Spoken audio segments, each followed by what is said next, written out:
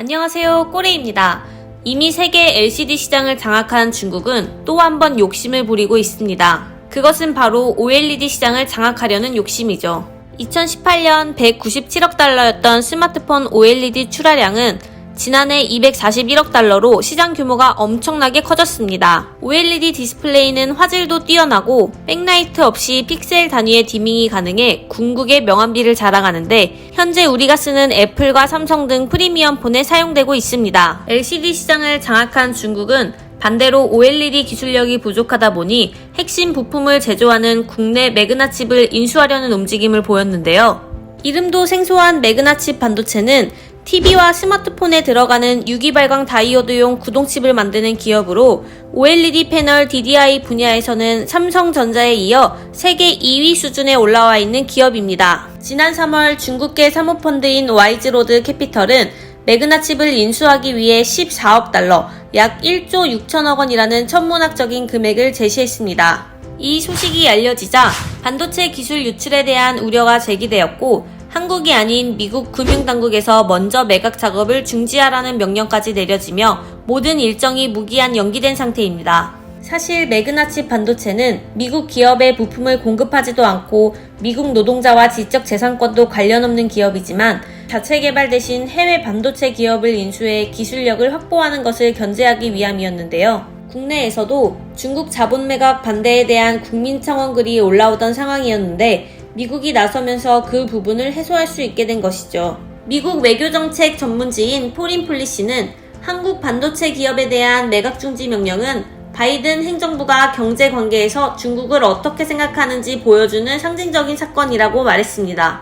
덧붙여 미국과 상관없는 회사일지라도 반도체를 다루고 있다면 중국 자본에 넘길 수 없다는 것을 보여주는 본보기 같은 행동이라며 앞으로 중국이 자체 개발 대신 해외 반도체 기업을 인수해 기술을 확보하려는 시도에 안 좋은 소식이 될 것이라 말했습니다. 그간 중국 자본의 흔적들을 살펴보면 해외 기업을 인수하고 기술력만 탈취한 채 버리는 경우가 많았습니다. 사실 과거에도 이런 일들이 참 허다했습니다. 대표적인 예가 바로 쌍용차입니다. 지금은 참 위태위태하죠?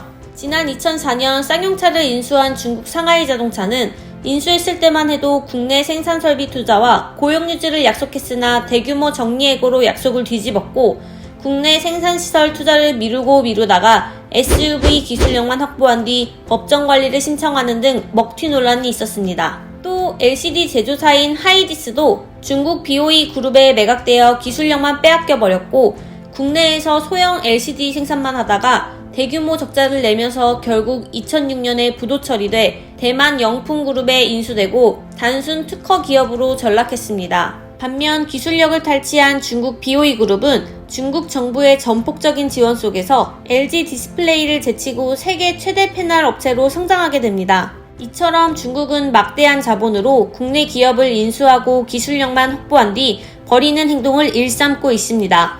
이런 일은 한국뿐만이 아닙니다. 천조국 미국에서도 일어나고 있습니다.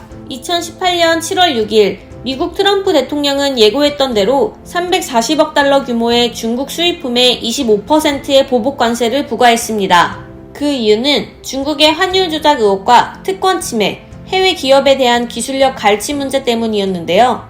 실제로 경제와 기술 분야에서 미국이 확보한 기술력을 뛰어넘기 위해 중국은 사이버 공격과 내부자 포섭을 통한 산업 스파이 활동을 벌이고 있습니다. FBI 레이 국장은 지난해 허드슨 연구소 연설에서 현재 진행 중인 방첩 사건 중 절반은 중국과 연관되어 있다며 최근 중국과 연계된 미국 내 산업 스파이가 10년 사이 1300% 증가했다고 말했습니다. FBI에 따르면 미국의 군사 산업 기밀을 빼내려는 중국 사이버 스파이만 해도 최소 18만 명에 이른다고 합니다. 또한 트럼프 대통령은 후보 시절부터 보호무역을 주장해왔고 대통령이 된다면 중국 교역기를 막을 것이라며 노골적으로 비판하기도 했는데요. 중국도 미국과 똑같이 농산품과 자동차, 수산물 등의 340달러 규모로 25% 보복관세를 부과하면서 양국 간의 무역전쟁이 시작되었습니다. 친중 성향을 지닌 바이든 대통령이 당선되면 미중 무역전쟁이 해소될 것이라는 분석도 나왔지만